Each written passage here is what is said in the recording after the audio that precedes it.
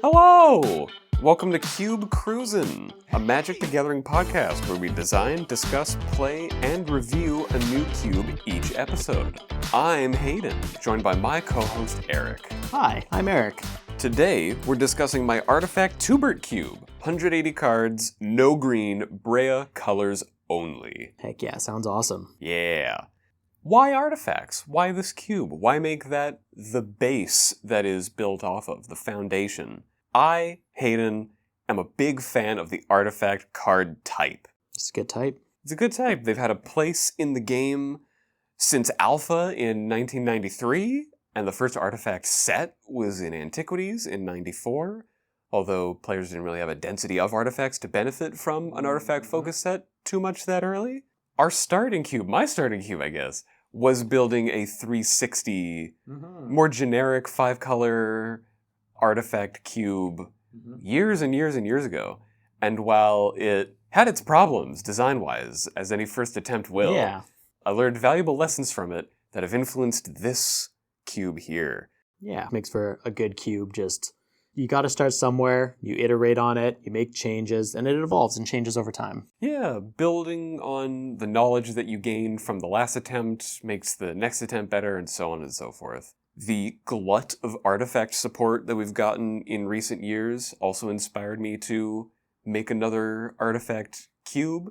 A greater amount of support in all colors and strategies for artifacts really tied the bow on this. As it was like, oh yeah, this is absolutely, it's more than a dream. It can be real. Yeah, and exactly like you said, just the artifact support that we got in recent years, specifically I found for colors, like colored artifacts, they've really increased a lot of those that also fit within the identity of the respective colors, which is really fun to see.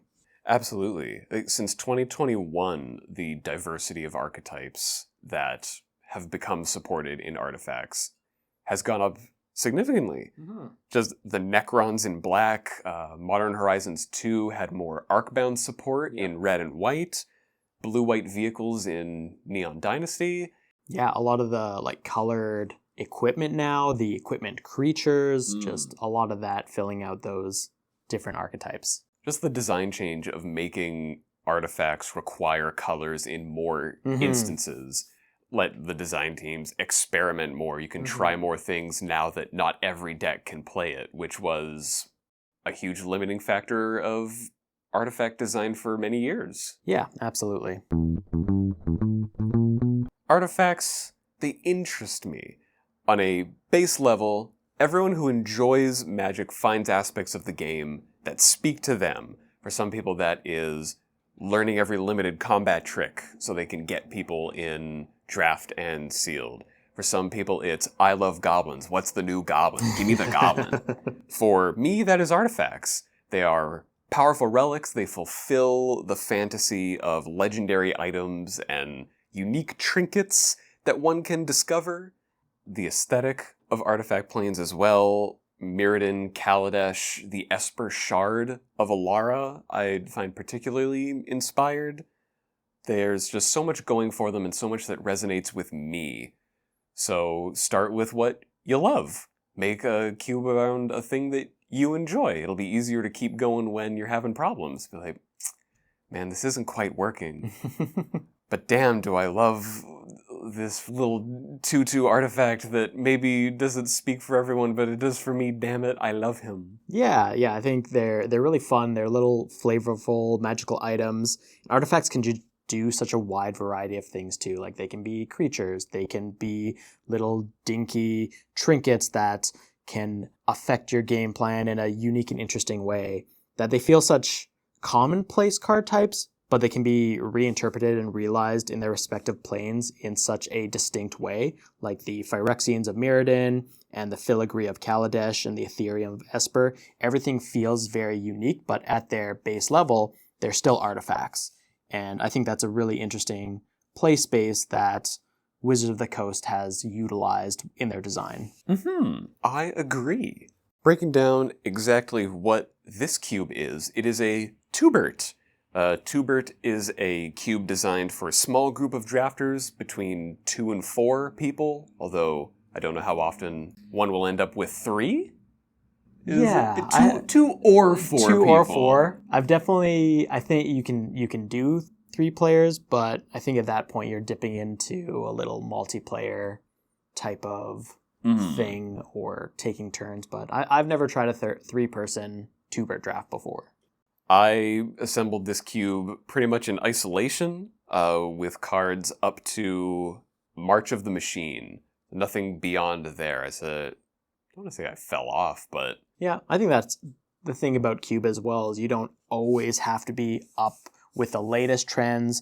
And I also find that's the beauty of Cube, is you can have those cut off and those defined time periods, because everything is self-balancing and self-isolated, so you don't need to constantly being updating and changing it. But as soon as you see something that like jumps out to you in a recent set, you're free to make those changes, and I think that's really fun. Absolutely. And not to date the episode, but there are definitely cards in Ixalan and Karlov Manor? Yeah, Murders at Karlov Manor? I believe so. Yeah.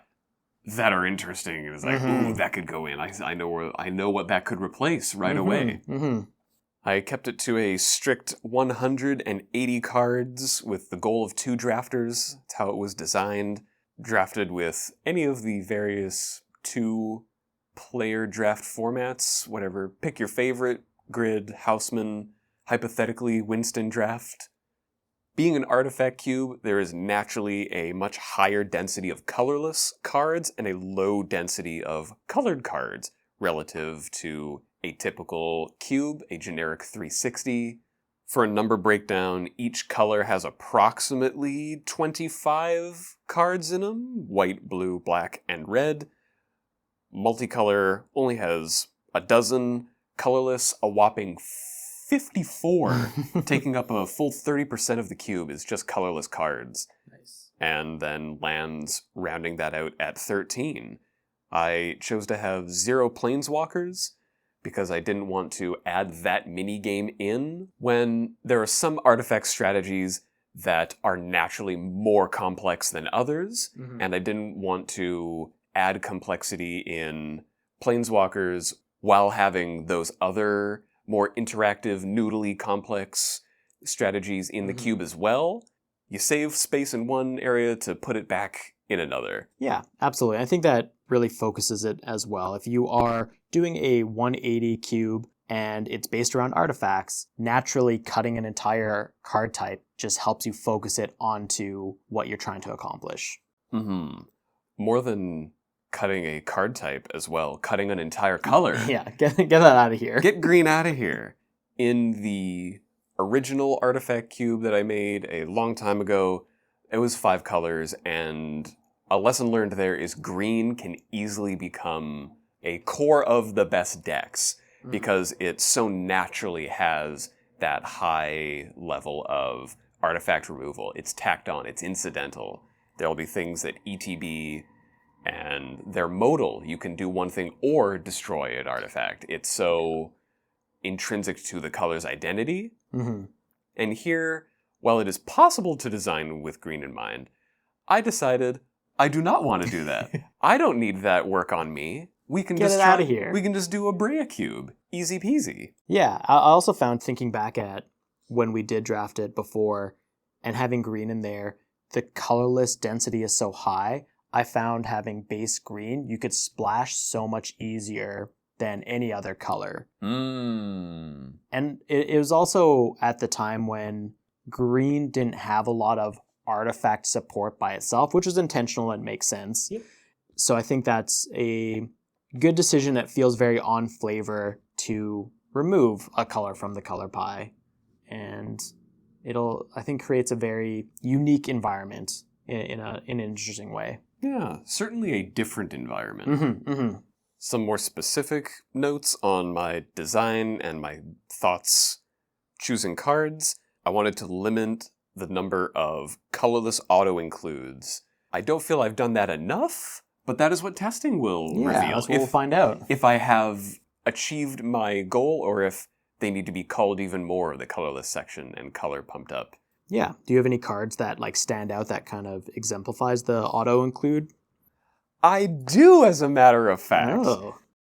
Sojourner's Companion and its ilk, like Mirror Enforcer and Frogmite, basically creatures which have affinity for artifacts that are nothing but big bodies with the amount of artifacts you're naturally going to be playing in a cube built with them as the foundation. You're going to be getting a 4/4 for 2. Not irregularly. And sometimes that will just be better than a colored card that is in your colors and furthers the synergy you're after, but this other thing may just be too generically good to pass up. Why would I not take like a 4/4 for 2, a 4/4 for 1, potentially a free 4/4? That's just going to advance my board state more than something that furthers my artifact sacrifice synergy. So nice. I like that. Yeah, it puts a lot more emphasis on those synergistic pieces that still revolve around artifacts that aren't just auto includes. Yeah. That's good. Blue is naturally the artifact color. It forms the basis of the majority of traditional artifact decks, so culling its power level is intentional. I'm fine with the 3 other colors, red, black, and white, being stronger because blue can very easily be pumped up to that level. I would prefer it to be weak and needing some juice rather than the other 3 paling in comparison right out of the gate. I think white may actually be the strongest artifact color in the cube at present. Ooh, I'm excited to see. That sounds fun because they've definitely got a lot of fun new cards in artifacts for white. There was a single blue card that did prove problematic in our very early testing before this podcast was a dream and a glint in our eyes. Yes, thank you. Steel Sabotage. It is originally from Mirrodin Besieged. It is a single blue mana for an instant that reads, choose 1, counter target artifact spell, or return target artifact to its owner's hand. We ran the math. This ended up countering or affecting 65% of the cube for a single blue mana. And we felt that was maybe a smidgen too strong. Just a little bit, yeah. The reason I put it in, knowing like, oh, it's a counterspell, it's an artifact counterspell, aside from that, is I have the foil, and the foil has the Phyrexia watermark, and I like looking at it like, ooh, look at my shiny artifact counterspell. And that did not play a 0% role in it being put in. I think that is a 100% valid reason. If you have cool, shiny, interesting looking card and you just want to play with said card, I think that is a wonderful place to put a card into a cube. It is not the only example in this cube. Yeah. But I'm hoping it is the only one that has to be taken out because I like looking at the cards that make me happy. Absolutely. It's a big part of why we play this game is we got these tangible, nice, beautiful pieces of art that we can hold in our hands and use as game pieces. You form a collection over time and you want to show off pieces of that collection. Exactly. Absolutely. Yeah. Another thing that contributed to the early foundation of the cube was research, looking at what other people have done with artifact cubes or artifact Twoberts specifically. I was very surprised to find not a huge amount, but more than maybe one other artifact Twobert, which I get speaks to the growth of the cube community in the last few years. Some key takeaways there. Talismans and signets are fairly irrelevant due to the high amount of colorless you have. Fixing is not incentivized. It is not as important.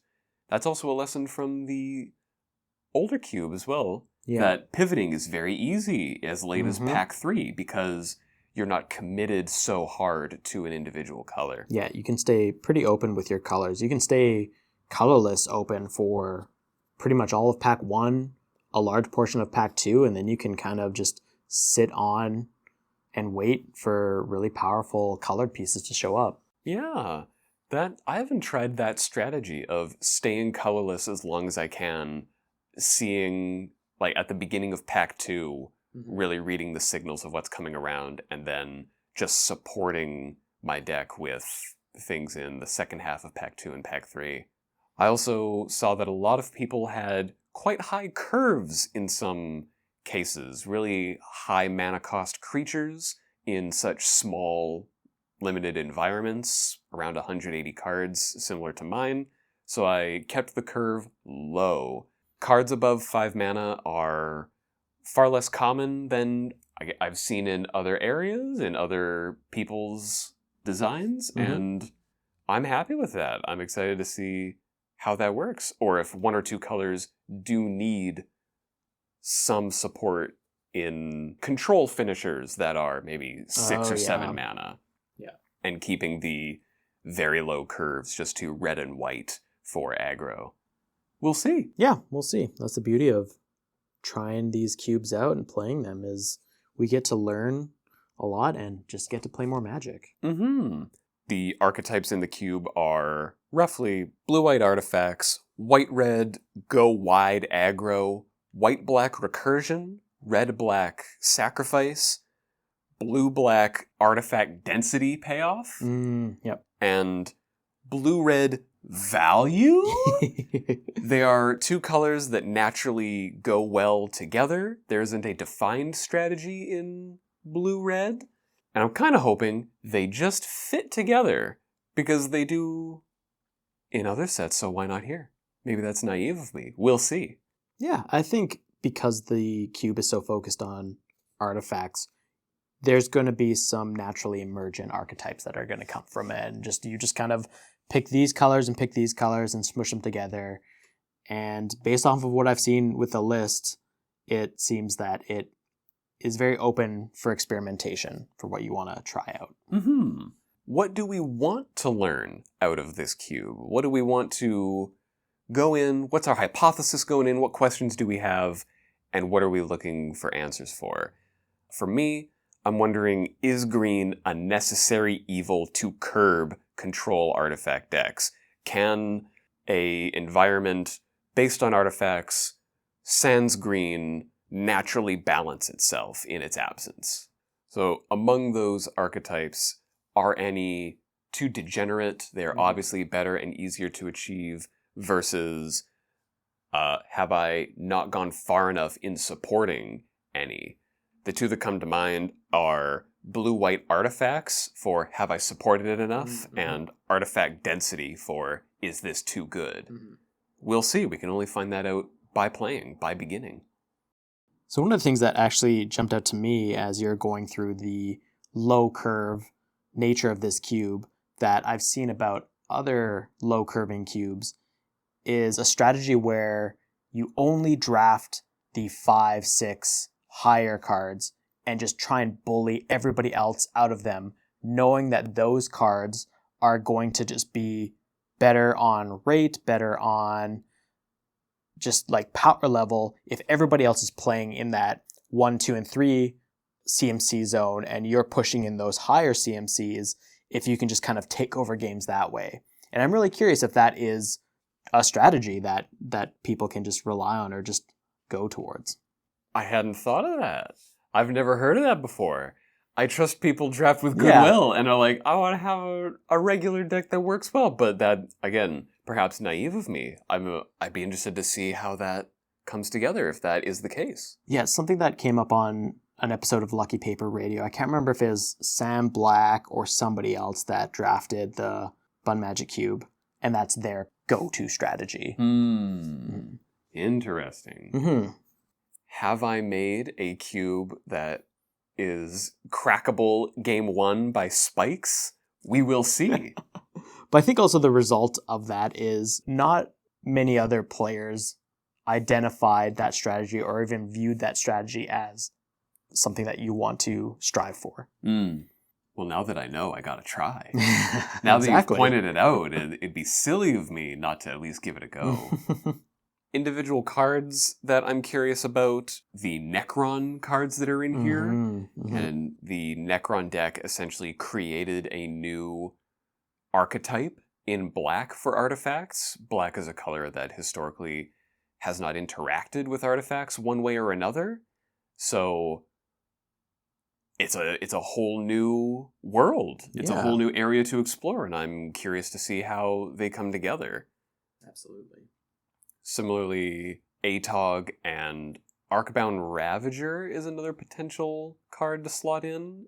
Do they create too much complexity for attacking and defending? Does sack pump this creature? Does that become too weighty? Is that too great of a mental load with everything else happening? Would it be easier to just remove this one instance of that extra complexity to keep it higher elsewhere? We will see. I don't know. Yeah, I think that covers exactly what we were looking to learn. So how do we plan on drafting today? I'm ready to draft and sling some spells. Today, it'll just be the two of us doing a two-player grid draft. Grid is my preferred way to do a two-player draft. I like the variance and that you get everything that you select, as opposed to something like Houseman, where you have cards and then you put some back, you're losing something. Yep. Grid is only gaining.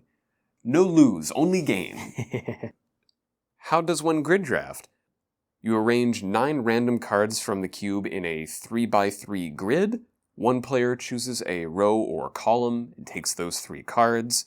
The second player chooses a remaining row or column, which may now only contain 2.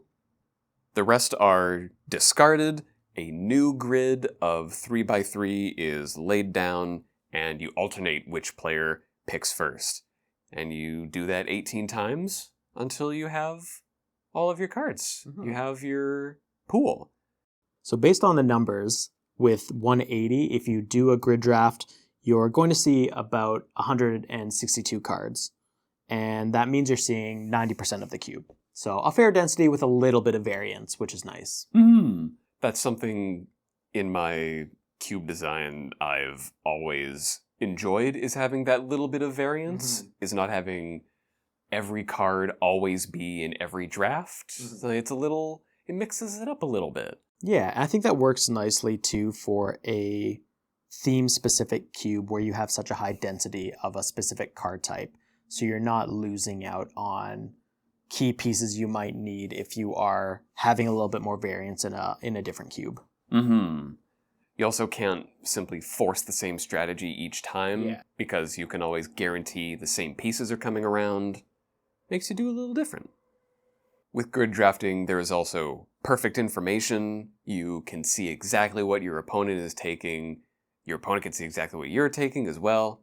It also, as a cube designer, lets you directly see what cards your opponent values, which is important for design and making card changes. Say we are drafting, I know Erich is in the red-black sacrifice deck, but he's not taking certain cards that I would think, oh, that's a shoo-in for that deck.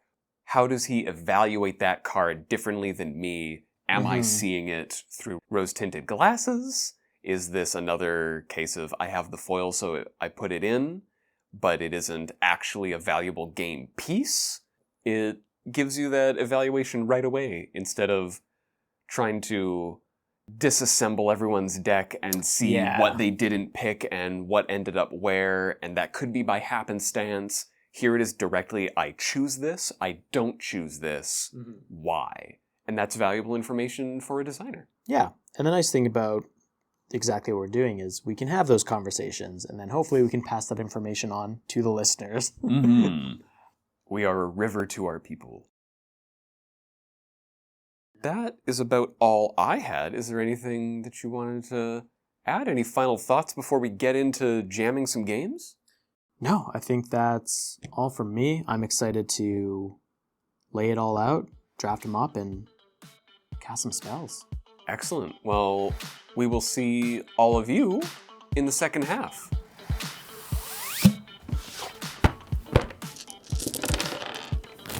Good luck, have fun. You as well. Let's start off with a Thoughtseize. What? Move to combat. Yep. Cards in hand? 4. Oh, that's so many. No, that's game. These cards are sweet. This cube rules. All right, well, we just did a draft in the past and came back from it, and it was certainly something. Hayden ended up winning, beating me 3-1. We did a best of 5, and we both made artifact decks. Go figure. Go figure. Who would have thought? Who would have thought? I went for a white-black, ostensibly like a recursion deck. Cards like Recommission in there, Oswald Fiddlebender to like sack things and tutor for better things, and some of the Necrons to come back and recur. And I was happy with the draft. After playing, it became very apparent that the colorless cards that cared about density of artifacts mattered way, way more than anything I was doing in white or black, and they are what won me the games every time, except for Michiko's Reign of Truth, which is a saga that cares about density of artifacts, but it's in white. Otherwise, it was Nettlecyst and Shambling Suit that really won me the games. Yeah. They just trigger off of artifacts. They care about how many you have. Patchwork Automaton has ward and triggers off of artifacts, which was hard to deal with, and again, is 2 colorless mana, and I just ended up doing those every game, and that's how I won. Yeah, it's kind of similar to mine. The game that I ended up winning also followed kind of similar patterns where I was just playing colorless bombs, and they just kind of got me there.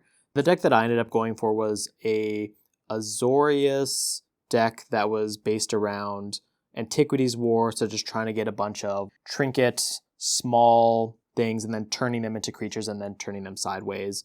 But just having such a high density and being able to play things like Mirror Enforcer and Sojourner's Companion way ahead of curve, and then just slamming in for, I don't know, 8 or so on... Too much. Yeah, too much. I think that it felt like we were just kind of throwing haymakers at each other with colorless cards, and we weren't really building around the synergy of the colors that we were in. However, I did definitely see some in there that I found very interesting. Like, again, Antiquities War, honing on that was really fun. Glint Raker was a really fun one. That's a 3 and a blue Drake flying that gets +X+O, where X is the highest mana value among artifacts you control. And whenever Glint Raker deals combat damage to a player, I can reveal that many cards from the top of the library and put an artifact card revealed that way into my hand and the rest into the graveyard, which paired really nicely with things like Mirror Enforcer, 7 mana, Sojourner's Companion, 7 mana, but I also had a Aethersworn Sphinx, which was a 9 mana Azorius spell. So that was kind of like the direction I was building around, and it came into play a few times, and that was really fun. All things with affinity for artifacts. Which, go figure, they were good. Yeah. Who could have thought? Based off of that, Hayden decided to shake things up a little bit. The turning point for me in not continuing with the version of the Twobert as it was that you asked, do you want to play again? And my heart said no, because what am I going to do? I know what wins games. Yeah. I'm just going to try and force these colorless cards that will be 8/8s, 9/9s, sometimes with evasion, and you if you want to try and live. You're not gonna. It didn't matter what colored cards were supporting them, they were the focus. Yeah. And that isn't where I want the space to be. It's not where I want the archetypes to be. So I went back to the drawing board, completely redid the cube from the ground up, got over myself with some of the limitations archetype-wise, like in Boros specifically trying to make it go wide aggro, modular, which is fun, but I don't feel there is a critical mass support of modular in a singleton format for that to be a viable archetype. You know what does? Equipment. Equipment is really fun. It's an aggressive strategy, which is what I want those colors to do. It is well supported. It can be tuned up or down, depending on how powerful I want it to be because of that depth. I've played it before. It's a good time. So that's what Boros is now. I found vehicles were not what you wanted to do in blue-white. There wasn't a critical mass to support playing it. So now there hopefully is. There's a lot more vehicles. There are a lot more cards that care about vehicles. Mech Hangar is a great land to also signal, like, this is what you want to be doing, and you're not a chump for doing it. Yeah. I think that was a thing that I found because I ended up in Azorius, which were the vehicle colors, and the 2 cards in the previous iteration didn't have enough of a payoff to justify being in vehicles. And yeah, I see, looking at the list, changing out like Prodigy's prototype for like Katori's Pilot Prodigy, and Aether Sworn Sphinx, which I am sad to going in for Shorakai Genesis Engine, which are just 2 Azorius cards that just very much care about vehicles, and they feel powerful to be in those colors doing that strategy. Yes, they are both mythics from the Azorius Vehicle Commander deck, and I'm hoping that they push people into drafting it, into playing it, myself included. Vehicles tend to have a higher mana cost, so Katori lowering the crew cost can hopefully mitigate a little bit of what's going on there as well. Every color pair got a touch-up. There are more colored cards now as well. Previously it was about 25 each. It now ranges between 27 and 30, depending on how you categorize colored cards. So hopefully pushing people into colors more and caring more about those colors. The archetypes being deeper and not just find Nettlecyst, play Nettlecyst, win with Nettlecyst. And I think it's going to be in a lot healthier place. Yeah, I think so too. Just, going through the list, which we'll share both of the cubes in the show notes or wherever we post the notes. Looking at the comparison between the two, there's about 100 shared between the 2 cubes, and there's about 77 different changes. So a pretty hefty shift, but I think looking at the list, it will make it feel a lot more that the colors matter. Yeah, that is a huge facelift to the composition of the cube. At 180 cards, even swapping 10 out would be quite impactful to the environment. It would alter how you perceive other picks, what strategies can come together and what can't. About 70 cards being removed of the 180 is huge. I'm hoping it is a definite change in the landscape for the better. Yeah, I think it will, because I think the main thing that we kind of identified is that a lot of the payoffs felt in colorless, where shifting more of the payoffs into the colors will incentivize to actually hone in and play specific colors. Yeah, so there's a little different to our approach, but I think that's the fun part of doing these experiments, is that we get to play something, identify something that stands out and isn't exactly what you want to see in a format, and then being able to adjust it very quickly. And that's kind of what we're after with this. I messaged you during the week to check if it would be too much, if doing that much of a facelift would be too different, and you were very kind about it. But I definitely got the feeling like, Hayden, what the f*** are you doing? What's going on? Yeah, you want to completely alter this cube for episode 2? Yeah, that's where we want to set it? Okay, sure. And I'm hoping that I'm not going to embarrass myself with this, and it is actually a positive change. I think it will. And yeah, we can even see with like the listeners, if they wanted to look at the list and compare them and see how they feel. Laugh at my folly, at my hubris of including Frogmite, Sojourner's Companion, and Mirror Enforcer as like, oh, maybe people won't just use this and get a free 4/4, and that won't be the best thing to do. I mean, you called that out in the first half. Being like, oh, I think this is a problem. We should keep an eye on it. And we did, and it was. And then course corrected. We didn't have to keep an eye on it like it was sneaking around. It fully revealed itself in the first game. Yeah. Love it. Yeah. And yeah, well, on that note, we're going to hop into another draft and see how these changes go. Do some more. Do some more. Good luck, everyone. Let's start off with the philosophies. What? Move to combat. You? President? 4. Oh, it's so manly. Nah, that's game. It's kind of sweet. It's 2 rules. And we're back. We have done 3 drafts of the newly revamped Artifact Twobert, and I'm much happier with how it is than how it was. Yeah, that was a good call. It feels a lot more synergistic. Yes, it does not feel like Your strategy is to draft these cards that care about number of artifacts, and whatever colors they're in, who cares? You just want to get... Sometimes they're colorless. Yeah.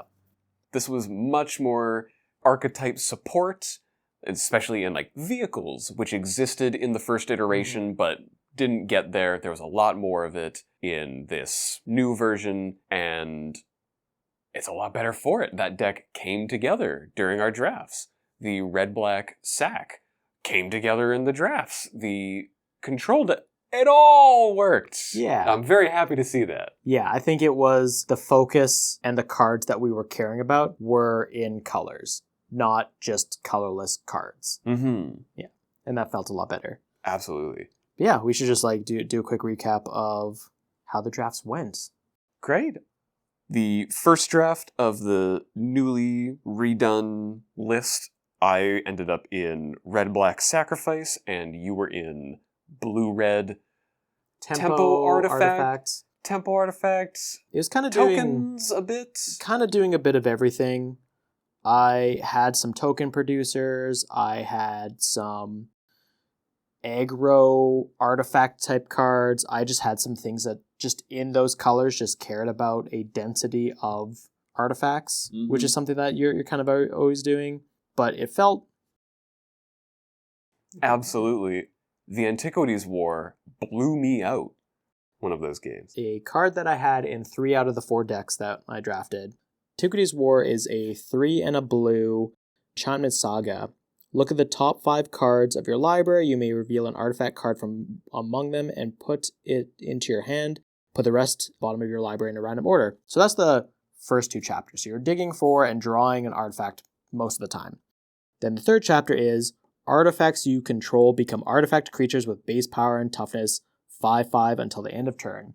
So it's kind of just playing a bunch of artifacts, slamming that down, drawing more artifacts, playing those artifacts, and then hopefully just swinging in massive. And that's what happened in a lot of the games. It absolutely destroyed me. It was good. Yeah, which worked out really well. Yeah, specifically in the Is It tempo kind of deck, because I was running more of those tokens. So that was really nice. And even just a lot lower curving artifact creatures. So I was able to put those down.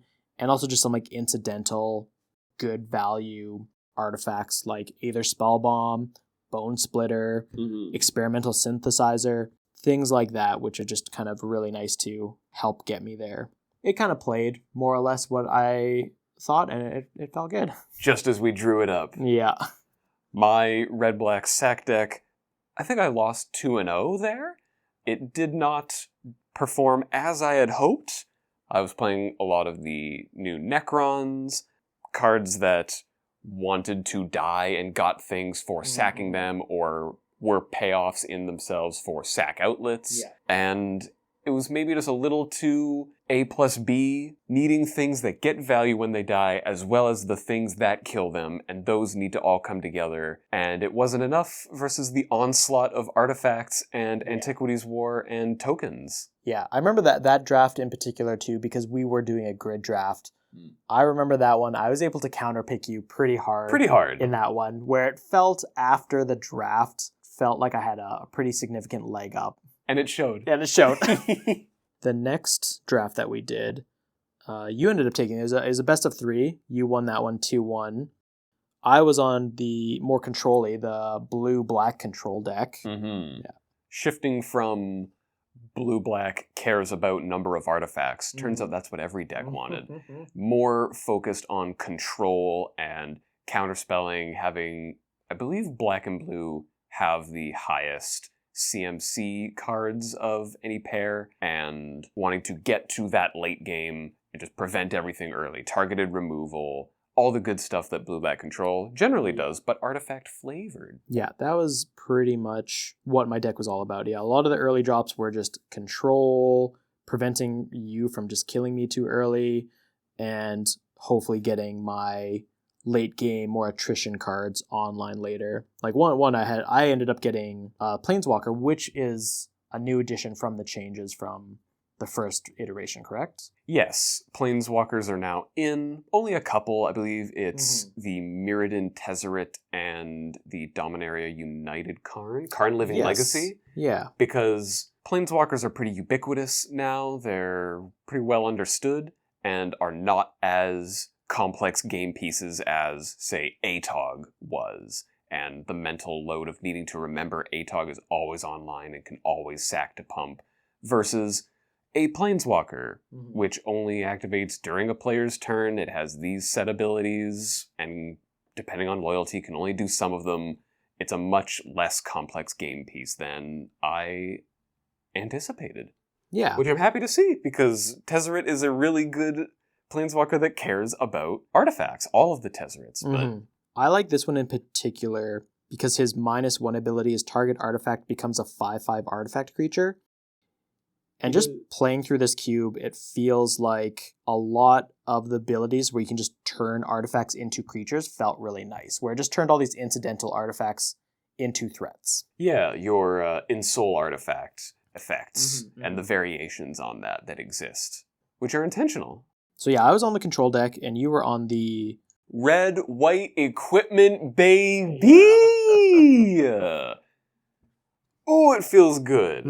I tried to make red-white not what it was. I tried to make it like a go-wide, which exists, go-white. Like a bit of modular support type stuff, but like very light. Very light. I wasn't dedicated to modular support. Yeah. It just sort of ended up kind of happening, but I didn't feel the modular cards in colors, which mostly came from Modern Horizons 2, were at the power level I wanted, and you needed a certain density of them.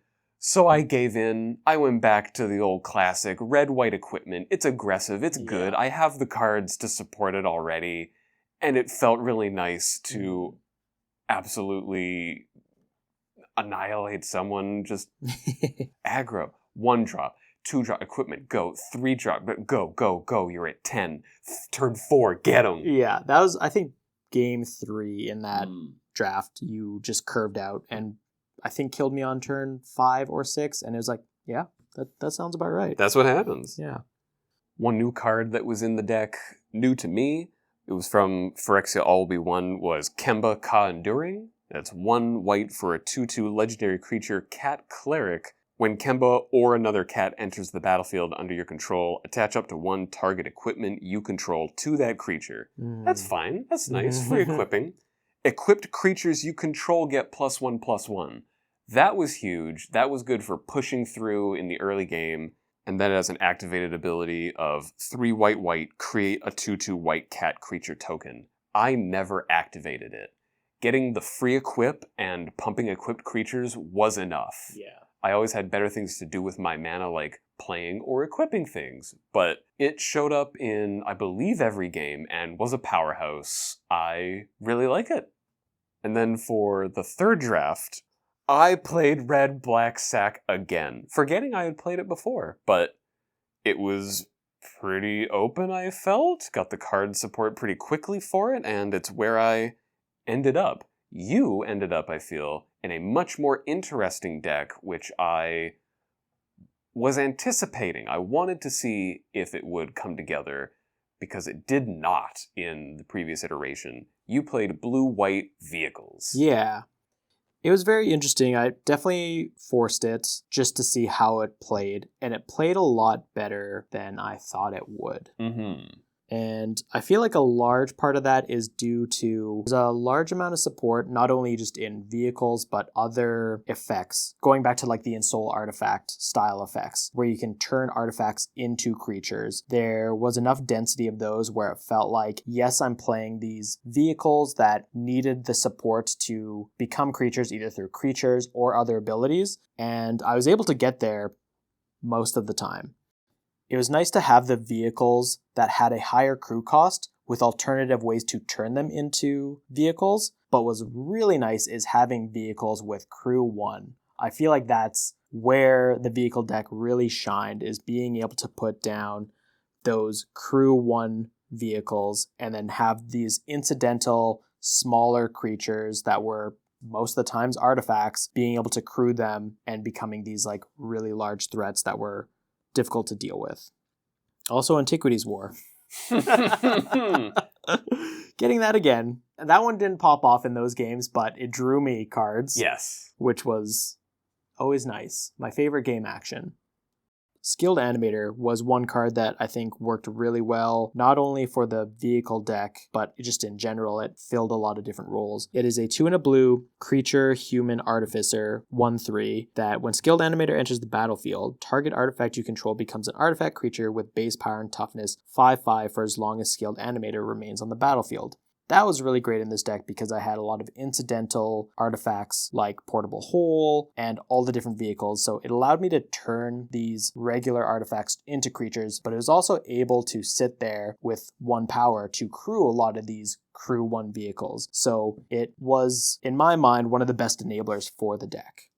And I love to see that. I'm happy it showed up. I like its inclusion a lot more than in Soul Artifact, which we've been mentioning it a couple times. In Soul Artifact is 1 and a blue for an enchantment aura. It enchants an artifact.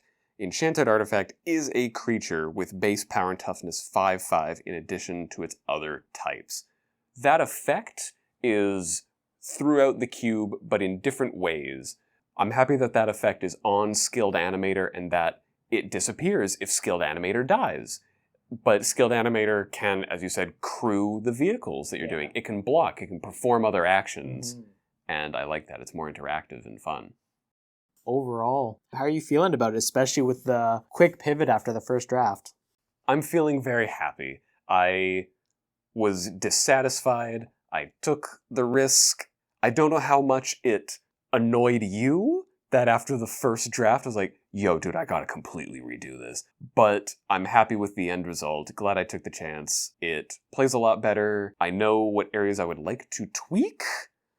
Yeah, I think it wasn't like annoying or anything. It was definitely, I mean, we both felt it after the first draft. We knew that it didn't feel right. It wasn't meeting the goals that you had set out for the cube. So it was a pretty obvious choice to go back to the drawing board. And that's, I think, the whole point of us going through this is like we get to experiment and try things and be like, oh, that didn't feel good.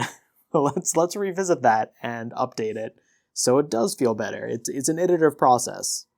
As for what we learned, green was not a necessary evil. There is plenty of targeted removal in all the colors to handle themselves. Maybe a few more sweepers, particularly in the control colors. Yes, yeah. That's something that I definitely felt I was lacking in the blue-black control deck. Yeah, just a wrath or two in black or something in blue that bounces all artifacts, creatures, all non-land permanents up. Might be a good fit, but that was definitely missing from version 1. It's here in version 2 in red and white, but I agree the control colors need it more than the aggro ones do.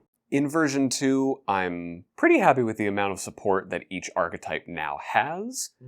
I would like to tweak what cards are supporting those archetypes. I drafted the red-black sack deck twice, and I was playing the new Ayara from March of the Machine, which for reference, Ayara, Widow of the Realm, is 1 black for a 3/3 legendary creature elf noble. You can tap, sacrifice another creature or artifact. Ayara deals X damage to target opponent or battle, and you gain X life, where X is the sacrificed permanent's mana value, and you can pay 5 and a Phyrexian red to transform it into a 4/4 with, at the beginning of combat on your turn, return up to 1 target artifact or creature card from your graveyard to the battlefield. It gains haste, exile it at the beginning of the next end step. I ran Ayara in both red-black sack decks that I played, and it felt bad in both. It felt like I wanted something to come down and immediately sacrifice something when it enters, or have some sort of effect and not wait to let you continue to set up a board. When I did sacrifice things, it didn't feel like the best payoff for it, and I believe I transformed her only once, and it didn't fulfill what I needed out of the red-black sack archetype, and I think I can do more. With Planeswalkers being available, the Rakdos Duretti is an option, but it is a very strong card, so I'm not sure. But Rakdos is not lacking for any sort of sack payoff, outlet, anything of that sort. I have an embarrassment of options to choose from.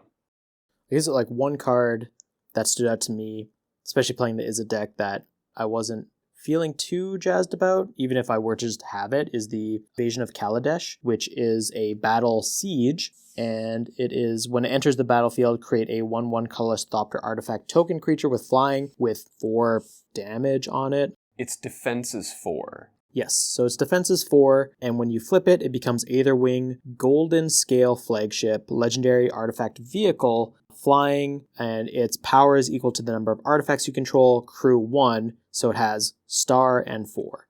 It felt, being in the lower to the ground, more tempo type deck, that giving you 4 life didn't feel worth it. And even if I were to activate it, I then still need to have a density of artifacts, and then I need to have a body to then crew it. So it felt like there were a lot of hoops to jump through, where I actually felt Izzet colors for artifacts, you feel like you can kind of do so many different things. Yeah. And the nice thing about that is there's actually quite a bit of random support for different colors that you can do. You could do Izzet vehicles, you could do Izzet equipment, because there are both 2, I think, cards in those colors that support those archetypes. Mm-hmm. And because you already have a lot of white cards, and like white-red is equipment, then you're already going to have those red cards to support the equipment. And same thing for vehicles. You already have white and blue, so then you kind of have the blue cards that can support vehicles as well. You could then potentially give those options to drafters, because then you can kind of find the lane, try to build it, maybe you get lucky and you can build things that are a bit more off the beaten path, leaning more into the freedom as a drafter. So you're saying to explore Izzet as a support archetype? It doesn't do too much itself, but is a draw for a drafter already in Boros equipment or blue-white vehicles to play red or play blue, like expand their... I wouldn't say expanding upon those existing colors. So it's more, here are a bunch of different pieces, and it's up to the drafters to decide the type of deck that they want, because those colors have so much freedom already. They let you do so much. So try to have, Izzet be a jack-of-all-trades archetype? Like it's just helping out others, or it has a deep enough pool of different things it can do that it can become these different decks if a drafter so chooses to go into it. Exactly. Because you're already supporting the density in those colors to support the other archetypes. Azorius vehicles, Boros equipment. As a drafter, these would be nice things to be able to experiment with and try different things. Because the pieces in I'm looking at the list, they're already 90% there for me to make these decks.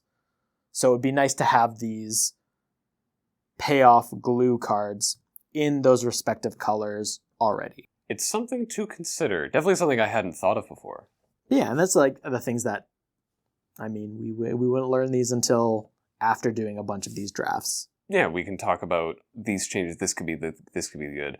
But until we play it more, test it with those cards, see how it comes together, if that's the direction one would want to go, either like more narrow or more wide, just requires playing more Magic. Yeah.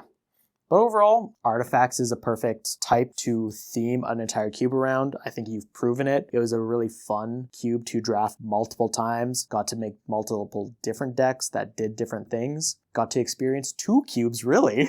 For the price of one? For the price of one. What a deal!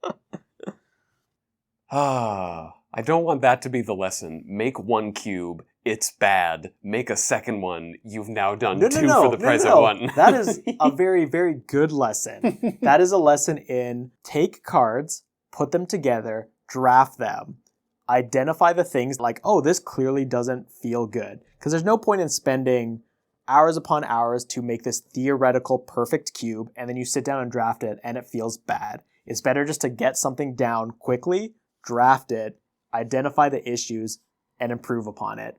Because then you're going to be getting more drafts in, and you're going to end up with a better cube long term. He's a game designer, folks. By trade. Get your work in. And get your work in playtest. Any final notes? Again, just much happier with it than the first version.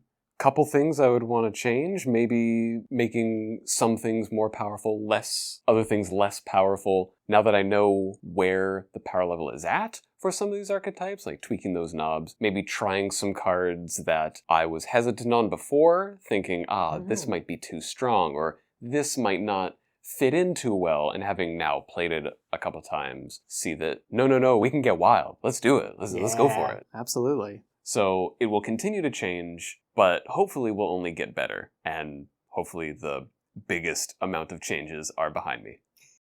I think so. You did a really good job improving it. I had a lot of fun. Well, thank you for saying that. That feels good. All right, and now that we are finished talking about the cube, we're going to move on to Peek at the Week. A little something unrelated to magic that's been going on in our lives that we want to discuss and talk about and share. Eric, what do you got going on for Peek at the Week? Ooh, so my Peek at the Week is a YouTube channel that is from a local game dev event organizer. So it is called Bus Game Devs, and they put up videos from live talks from various game devs in Vancouver. And I just wanted to showcase that because I think they have a lot of really good videos and interviews, and the format's really good. It's a lot of diverse speakers that they bring in. They brought in a couple of coworkers that have given some really good talks from Red Hook, mainly our creative director, Chris Bourassa. Very, very good talk. Well worth checking out. He gives a lot of very real, not sugar-coated talks about what it's like to be a game dev and what success means and the creative process. Excellent talk. And another one of our talks was from our environmental artist, Mariel Fox, and she gave one on creating environments for Darkest Dungeon 2. Very, very good. It's a very unique process. I learned a lot from watching it, but it's really cool. They've brought in a lot of cool game devs like Daniel Mullins, who worked on Inscription, Davey Rendon, who created the Stanley Parable. Ooh. Yeah, so a lot of really cool devs coming in. Again, lots of wide variety of talks. So definitely worth checking out. The links will be in the show notes. And yeah, Bus Game Dev series. Yeah. That sounds really cool. It's Vancouver focused, you're saying? Vancouver, Canada. They've flown in, I think, some people from various parts. I think Davey isn't a local, or no, I think he said he is. Yeah, but I know that they brought in some folks who are not actually living in the Lower Mainland. Okay. Yeah. That's super cool. A niche little subject, but a lot of depth to it. Yeah, I figured, we're talking about Cube, which is so heavily deep into game design that I imagine there's going to be some listeners, hopefully some listeners that are interested in game design, not specifically magic related, because even talks like this can give some nuggets of information that can help with their cubes or design in general. You never know where inspiration is going to come from. Exactly. Hell yeah. Yeah, so that was my Peek at the Week. What about you, Hayden? What do you got on for us? I got a little game called Slice and Dice. Ooh, yeah.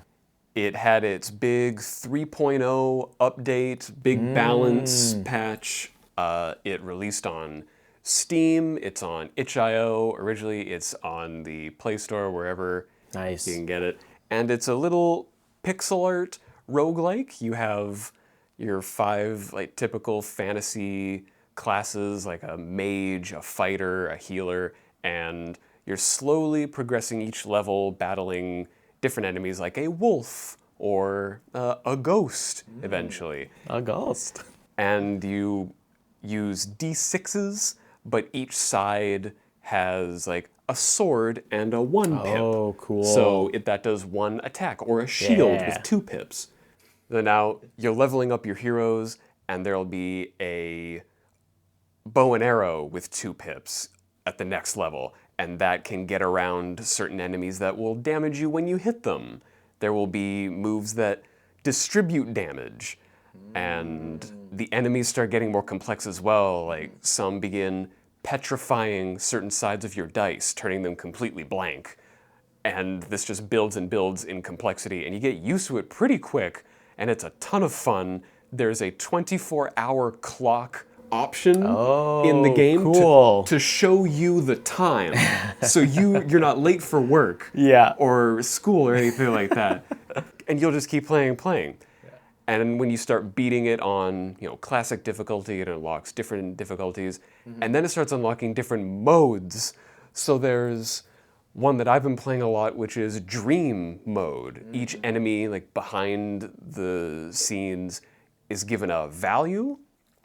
And each level has like, all right, we'll have this value's worth of enemies show up. But they could be enemies from any part in the run. So you could have late game creatures, whatever, show up really early, but it's the only one, whereas there would be 3 later on.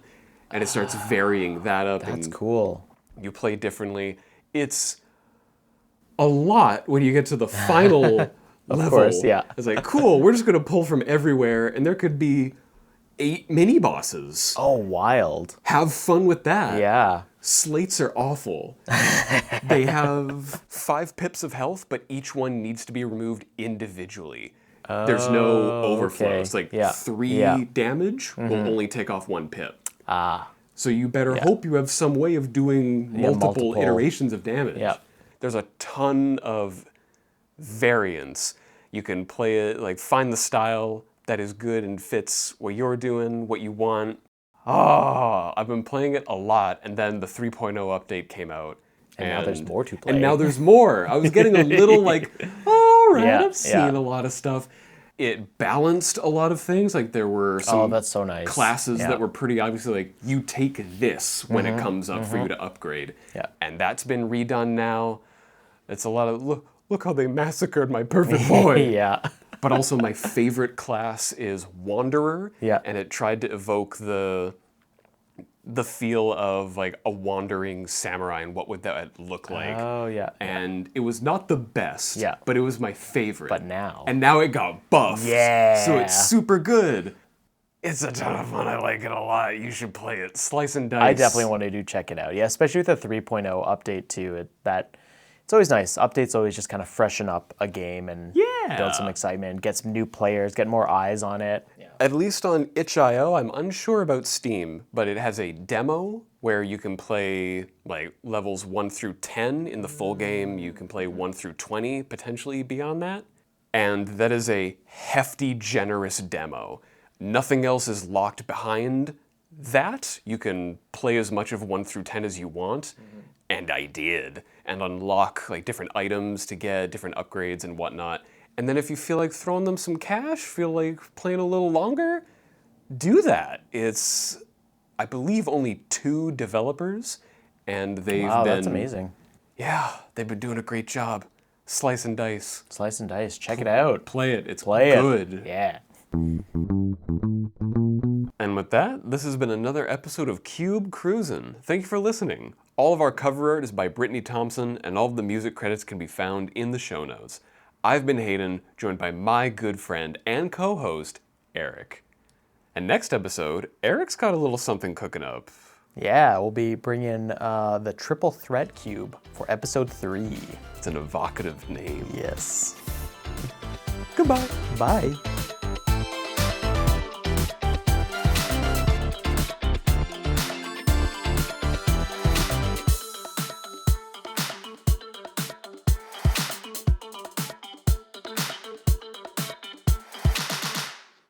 And then for the third draft, which we... Fourth draft. For the fourth draft. Pardon me for living. Third draft of the revision. So That's what I was framing it on. There you go.